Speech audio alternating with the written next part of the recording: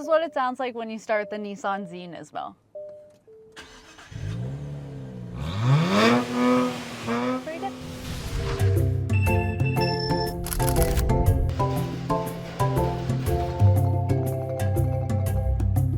Hi guys, welcome back. Today we are here with the 2024 Nissan Z Nismo. You know that I love a controversial sports car on this channel, and that's why we have the Nismo trim today. This is the top trim level for this year. Nissan does offer the Z in a sport trim and a performance trim, but this is going to be the highest one that they offer. One of the reasons that it's so controversial is because for whatever reason, the Nismo trim, which is the performance trim, does not come with a manual transmission option.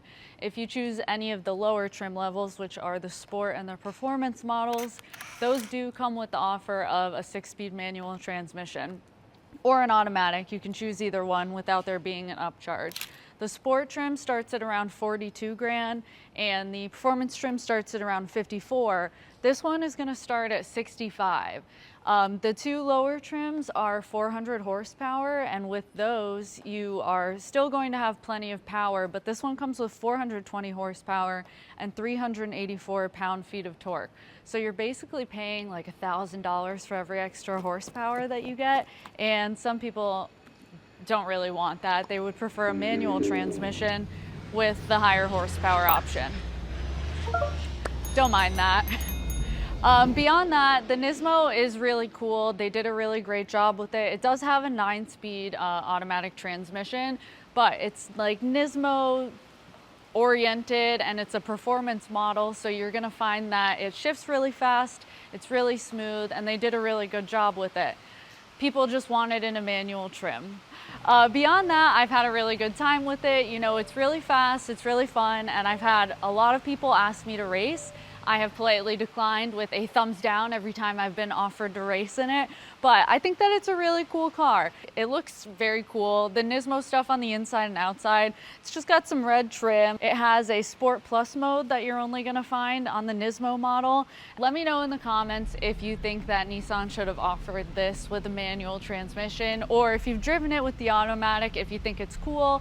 I have heard from some people that they would rather have the really fast, smooth 9-speed automatic than the manual that they offer in the two lower trim levels, so it's kind of up to you. This is a more track-oriented version of it, so if you plan to track it, I mean, I think that the Nismo is cool. If you're just driving around, I still think the Nismo is cool. It's really up to you.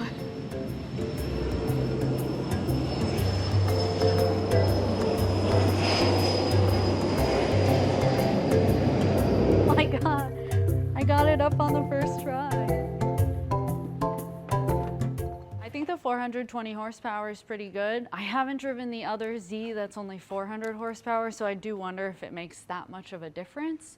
But I've had a lot of fun driving this around, and it handles pretty well for how small it is. I wasn't really sure how it was gonna do. It's been very rainy in Southwest Florida, but it's handled well in the rain, it's handled well on the highway, it hasn't been very squirrely. I was a little bit worried about that, but overall it's been a really fun car. All right, I'm gonna show you the inside and show you some other cool things inside, but first, look, another red stripe. There are some cool red brakes, and these are upgraded brakes for the Nismo version. As you can see, they are red painted. All right, we're gonna go inside.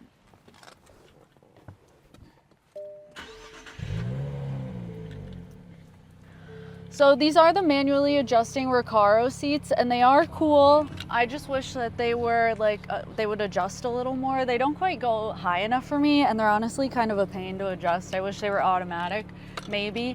As you can see, more Z stuff here, more Nismo stuff here. The screen actually has some really cool graphics. I'm not sure if you can see them from there, but they are, let's see if I turn that on. They adjust and show you all kinds of cool stuff, your settings, and then it'll show you your fuel economy, and there are just all kinds of different ways that you can change the screen, and some of these are Nismo specific. It also has a little weather thing over there that'll tell you if it's raining or not, which I thought was cool. Furthermore, the menu over here, it's a pretty good menu. It's responsive. It has some interesting stuff on here, like, let's see if I go here.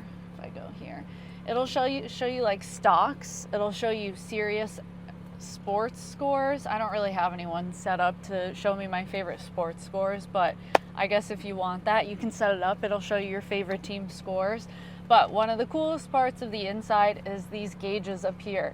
This one shows you the boost, this one shows you the turbo speed, and this one shows you the battery voltage, which I think is really cool, and you can use that while you're driving around or if you're on the track, whatever the case may be.